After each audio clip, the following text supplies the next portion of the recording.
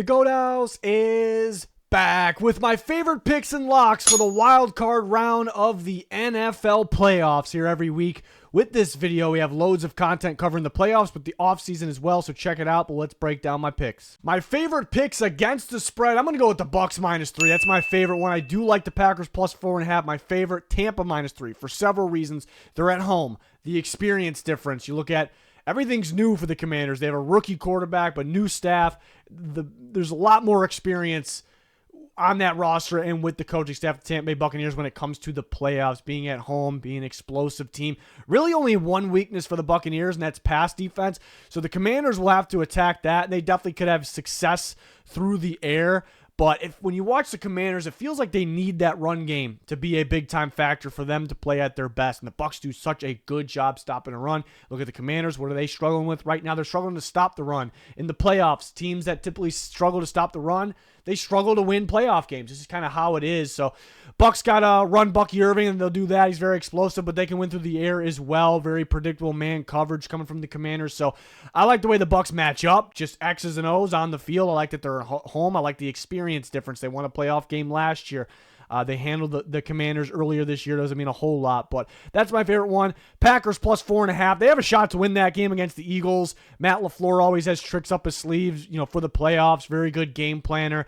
Packers, you have to worry about them through the air and on the ground with Josh Jacobs. They're playing much better defense recently, stopping the run a little bit better recently. Of course, Saquon Barkley and that Eagles run game could win alone, and they play good defense. I think the Packers have a good game plan, for that defense. But I think that since that game could go either way, 4.5 seems pretty good. I feel pretty good about it being over 3.5. So I like that one as well. I made a score prediction pick against the spread for every single game in a recent video. It's titled Score Predictions for the Wild Card Round. Straight up locks, I'm just going to go with the Bills here. I originally had the Ravens up here, and the Ravens should win, right? The Ravens should win, but AFC North rival game, Mike Tomlin and the Steelers typically do well against the Ravens, against Lamar Jackson. So they might have a good game plan. Maybe they were saving stuff for the playoffs. Zay Flowers hasn't practiced yet. So it's a little risky to say, that the Ravens are a absolute lock to win, what this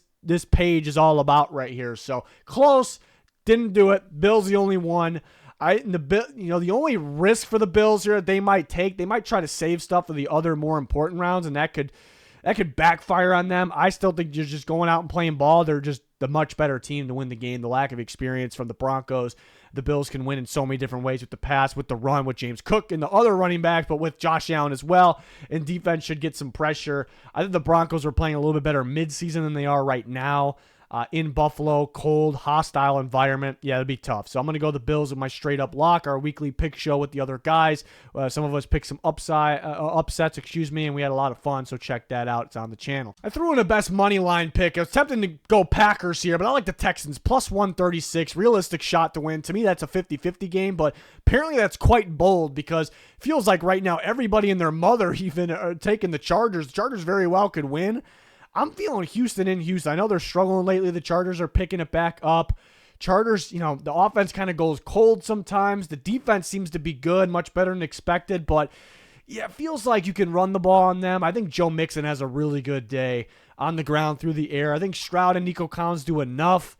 You do worry about the pass rush of the Chargers going after the struggling offensive line of the Texans, but I think they went with the run game and more importantly defense. I think it's a defensive game. Again, the Chargers offense, and Herbert's elite. He could have a great day here, and that could just be, sometimes that's the difference. Who has the better quarterback? If you have a great quarterback like Justin Herbert, that's the difference. So that could be the difference.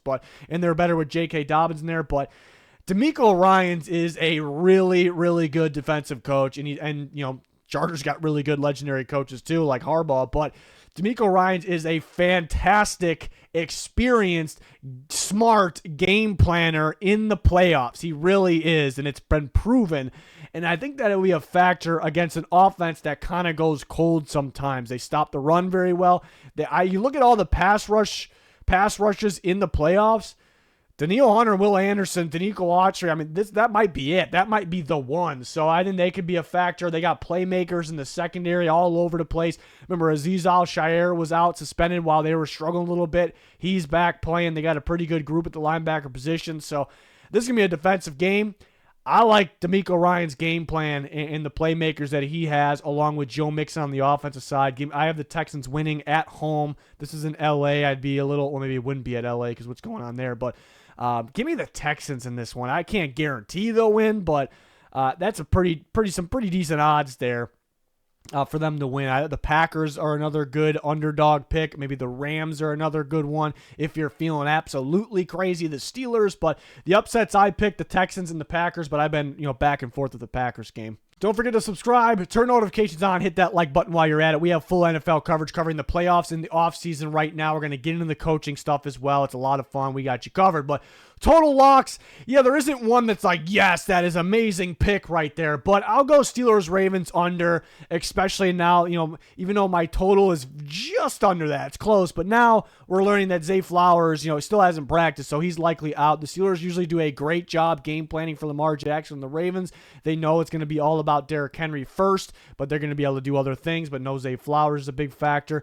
So the Ravens aren't going to go crazy. There's a chance, but I don't think they're going to go crazy on the points here. And the Steelers' offense has been cold lately. Teams have Russell Wilson kind of figured out. So I don't see a world where they score enough points to participate in hitting this over. It's really all on the Ravens. But I had a 24-17 final, but I'm starting to think it's even less than that. Maybe like a 20-16, 23-16, 17, somewhere around that range. It's probably going to be a little closer than you think. But yeah, we see these random, well, not really random, but we see these Ravens games where they go bonkers on the scoreboard. So it's possible. Steelers still got a good defense. They still got Mike Tomlin game planning. They still got TJ Watt. So Ravens win, probably closer than you think, but Steelers could be a little sneaky on that one. Make sure to follow our Twitter /X at Goathouse NFL for last-second bets, parlays, props, my favorite picks. We've done very well this year. But a parlay that I like right now, Texans alternate line, you put it at plus 7.5, because if you're betting Texans money line, you don't want to do the same thing here, but you feel a little safer with it at plus 7.5. In a parlay, the Bills adjusted line at minus 5.5, and the Bucks money line instead of going that 3. If you pair those 3 together, you get plus 219. That seems like pretty good odds. If you throw the Ravens money line in here, you get another pretty good boost, 285 give or take right there. So that one's pretty good as well. That could be a trap, but the Ravens should win that game. I would feel a lot better about it if Zay Flowers was playing, but some pretty good options here. But I personally wouldn't recommend betting, like the parlay and the Texans money line and the Buccaneers minus 3. Kind of pick what you like best out of those. But we'll have some more picks on our Twitter leading up to game time, of course. Favorite anytime touchdown picks. There's a few that have been on and off my list, but ones that have been on there the entire time. Joe Mixon. I think Joe Mixon has a really solid game. He has chances to score on the ground and through the air. He could score multiple touchdowns in that one. Probably my favorite one of the week, actually. 2 running backs in the same game, Josh Jacobs and Saquon Barkley. Running game is always a major factor for the Green Bay Packers once they get to the playoffs. They got to the playoffs last year, and Aaron Jones was running all over everyone. Josh Jacobs is a better, more physical back, and he's doing a pretty sneaky good job catching the ball this year as well for them, especially lately. And Saquon is the factor to beat the Packers. He's going to be the best player on the field for the Eagles, and Hurts, how much do they want him to throw the ball? For a couple reasons. He's missed practice for how many weeks? He finally came back. He hasn't played in games, and the Packers have been running more zone coverage than we expected, I should say. And Hurts is a little bit better against man than against zone. So Barkley's going to have to feast in that one. Josh Allen probably scores.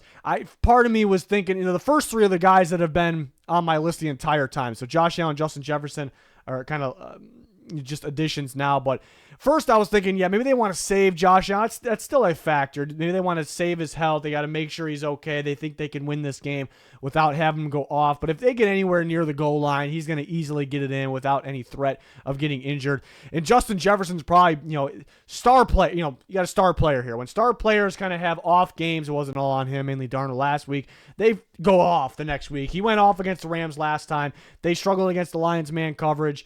Rams run a ton of zone as much as anyone, so Justin Jefferson probably finds the end zone. Best plus options, love Terry McLaurin, plus 115. I think the Bucs will be scoring a lot in that game. They'll probably have a lead. The Commanders will have to play keep up, so they'll have to throw the ball. On top of that, again, really the only weakness of the Bucs is pass defense, so they have to attack that. Use your best receiver here. McLaurin, I think, has a pretty productive day. Nico Collins, again, is a tricky one because the matchup for me says Joe Mixon. Joe Mixon wins that game. I think we'll see a little bit of Nico Collins. So you could, because of that, I can argue with myself, but plus 135 for a star receiver that is so good in contested catch situations. The Chargers defense plays well, but do they have a corner that can match Nico Collins? Do they have that? I don't know. So Nico Collins could be a problem for them. So because I don't know if they have that really. I would debate against that. But so I think Nico Collins has the edge. And then Mark Andrews, with Zay Flowers likely out, Mark Andrews being a big time factor, maybe their best threat in the passing game, plus 155 looks pretty good. But McLaurin be my favorite one of those plus options right now. But we'll have last second touchdown picks, on game day. Sometimes I wake up, I get that gut feeling, and that typically works out. Those typically are the best picks. So make sure to follow us on our Twitter or X, whatever you want to call it these days. My college football pick of the week, a little different than normal, bit of a sneaky pick here. Notre Dame's running back 2, Jadarian Price, 60 plus rushing yards is a pretty good value at plus 105. Let me tell you why. Their star running back, their starter, Jeremiah Love, is banged up. Bad knee. Happened at the end of the regular season against USC, so he hasn't been 100% in the playoffs. He tweaked it even more last week. He has a knee brace on.